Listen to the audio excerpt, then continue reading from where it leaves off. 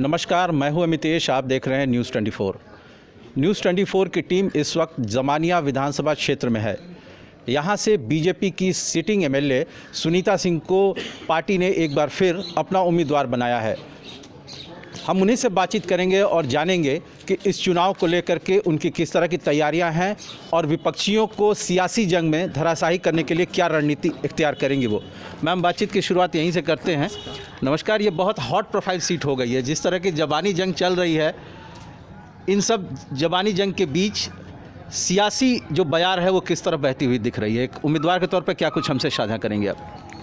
देखिए, सियासी जंग अगर मुद्दे पे हो तो माना जाए, ये बिना मुद्दे का जंग है और विपक्षी पहले ही हार मान चुके हैं। किसी को व्यक्तिगत हमला करना तो ये समझ में आ रहा है ना कि उनको क्या समझ में आ रहा है।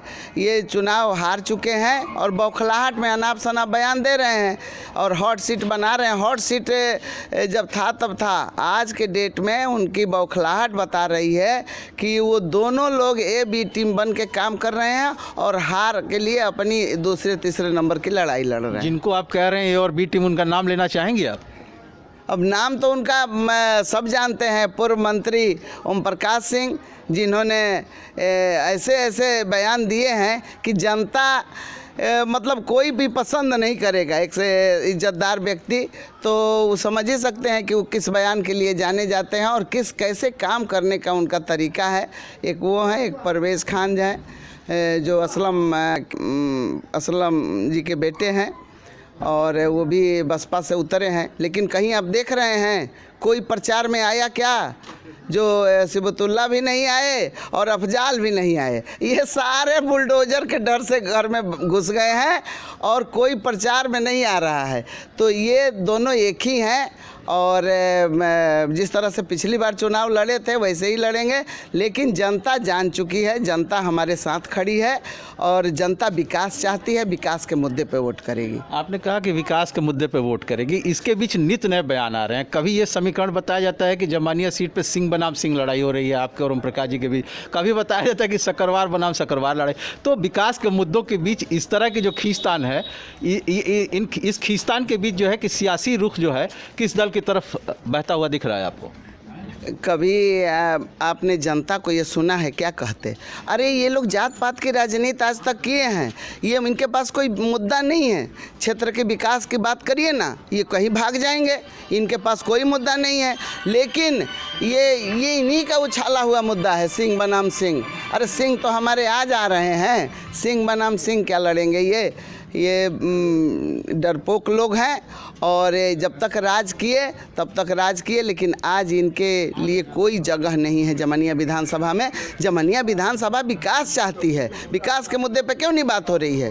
5 बात बता दें हमको जिन्होंने 30 साल तक कैबिनेट मंत्री रहने के बाद किया है। केवल इनका नाम उसी में दर्ज है, भ्रष्टाचार में। पेपर पे पैसे उतारे हैं रोडों पे और पर्यटन मंत्री रहते हुए इतना भ्रष्टाचार किए हैं कि जांच हो जाए तो इनकी नानी याद आ जाएगी। मैम, हम चाहेंगे, जैसा कि आपने कहा कि 5 काम वो गिना दें, हम चाहेंगे कि हमारे दर्शकों के लिए 5 काम आप भी गिनाएं जो कि प्रमुखता से आप चाहती हैं कि लोगों तक पहुंचे और जिनके बिना पे आप अपने लोगों से अपील करेंगे कि मैंने ये काम कराया, आप मेरे लिए वोट करिए।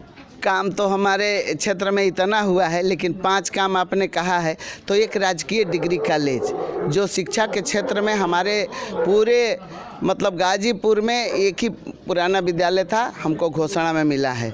एक पीपा का पुल आप जानते ही हैं कि जो पिछले दिनों विवाद का कारण रहा, पूर्व मंत्री ने उसको रुकवाने का काम किया, जो 40 साल से लोगों की प्रतीक्षा थी। एक टीबी रोड आप देख ही रहे हैं जिस पे हम लोग 3 घंटे में पहुंचते थे गाजीपुर, और ज़िले पे जाने के लिए हमारे पास कोई बसें नहीं चलती थी, कोई सुविधा नहीं था। आज हम लोग 35 मिनट पे पहुंच रहे हैं। एक नई बाजार देवैथा रोड जो भी चर्चित था वो हमको सारे जगह से काट के रखे थे। अरे इससे दुर्दशा की बात क्या होगी कि टीबी रोड पे लिखा था कि कष्ट के लिए खेद है और 10 साल लिखा रहा और हम लोग बिहार होके जाते थे बनारस। इससे बड़ी बात क्या होगी विकास के? आज जिधर से चाहिए बनारस जाइए, जहाँ जाना चाहिए, चारों तरफ से हमने रोड बनवाया है। एक बहुत बड़ी रोड बनी है जो दिलदार नगर से ताड़ी घाट 19 किलोमीटर का रोड और फर्स्ट क्लास का रोड बना है। सर से आप भी चाहे जहाँ से आ सकते हैं। काम गिनाने लगे तो मतलब बहुत काम है। ये 5-6 काम आपको मैंने गिनाया, प्राथमिकता पे बहुत सारे काम हुए हैं। आप एक गृहिणी हैं और गृहिणी होने के साथ साथ राजनीति, दोनों में तारतम्यता बिठाना, सामंजस्य बिठाना कितना मुश्किल या कितना आसान होता है? देखिए, एक गृहिणी, मेरा मानना है कि जो घर में किचन में काम कर चुका है, जो अपनी घर की व्यवस्था चला चुका है, वो इतना पारंगत होता है कि वो देश भी चला लेगा। और इतना समझ मतलब गृहिणियों में होता है कि कैसे कहाँ पे किसको क्या करना है। बड़ी समझ के साथ गृहस्थी जो चला लिया, वो मैं कहूँगी कि देश चला लेगा। अंतिम सवाल, आपने 5 साल अपने कार्यकाल के दौरान किए हुए कुछ कार्यों को प्रमुखता से गिनाया। अगले 5 साल अगर आपको मिलते हैं, थोड़ा हाइपोथेटिकल सवाल लेते हैं, तो ये जो आप लिस्ट बनाएंगी काम की, जिसको प्राथमिकता पे करना है, उसमें कौन कौन से काम शामिल रहने वाले हैं? देखिए, मैंने तो बहुत ही मतलब जमनिया एक आदर्श विधानसभा बनाने के लिए मैंने सपना देखा है। अब मेरा प्राथमिकता पे एक मुद्दा है रोज़गार का, कि हमारे यहाँ से लोग पलायन न करें, बाहर जाके काम करते हैं, तो यहीं पे उनको रोज़गार उपलब्ध कराया जाए। इसके लिए मेरा पूरा प्लान तैयार है। उसमें पावर प्रोजेक्ट बनेगा जिससे पराली से बिजली बनेगी, तो किसानों की भी आय बढ़ेगी और पोल्यूशन भी नहीं फैलेगा और लोगों को रोज़गार भी मिलेगा और बिजली भी तैयार हो जाएगी। हमारे यहाँ सब स्टेशनों को सप्लाई होगा। इस पे पूरा काम हो चुका है, थोड़ा बहुत बाकी है। मुख्यमंत्री जी एग्री हैं इस पे। दूसरा, मेरे यहाँ टेक्निकल शिक्षा के क्षेत्र में कुछ नहीं है। शिक्षा के क्षेत्र में तो कोई ऐसा चीज़ था ही नहीं मेरे यहाँ, लेकिन एक मेरे यहाँ 10 सालों से, आपको पता होगा, लहुआर में एक पिलर खड़े हैं और पूरी मतलब पॉलिटेक्निक भ्रष्टाचार की भेंट चढ़ गई। मैंने मुख्यमंत्री जी को लिख के दिया कि इस पॉलिटेक्निक को बनाया जाए, तो पैसे उतर चुके हैं उस पर। मुख्यमंत्री जी ने SIT गठित कराया है, उस पर आगे काम चल रहा है। लेकिन मुख्यमंत्री जी से मेरी मांग रहेगी कि SIT का काम चलता रहे, लेकिन मेरा पॉलिटेक्निक बन के तैयार हो जाए, ताकि शिक्षा के क्षेत्र में हम लोग काम कर चुके हैं। एक राजकीय डिग्री कॉलेज हमारे यहाँ तैयार होकर चलना शुरू हो जाएगा। और एक मैंने देखा है हॉस्पिटल का, गाजीपुर में मेडिकल कॉलेज तो बन गया, लेकिन मेरे क्षेत्र में महिलाएं खास करके या तो बक्सर जाती हैं और कहीं जगह नहीं है महिलाओं की, तो महिला डॉक्टर के साथ 100 बेड का हॉस्पिटल एक मेरे क्षेत्र में होगा।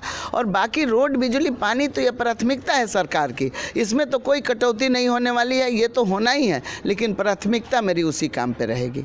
बातचीत के लिए बहुत बहुत धन्यवाद। धन्यवाद। तो ये थी जमानिया विधानसभा सीट से BJP candidate Sunita Singh. Amitesh Kumar Singh, news 24, Ghazipur. नमस्कार, मैं हूं मानक गुप्ता। अगर आपको हमारा ये वीडियो पसंद आया हो तो इसे लाइक और शेयर जरूर करें और हाँ, हमें सब्सक्राइब और फॉलो करना ना भूलें, ताकि आप देश और दुनिया की कोई खबर मिस ना करें। तो जुड़े रहिए हमारे साथ और देखते रहिए न्यूज़ 24।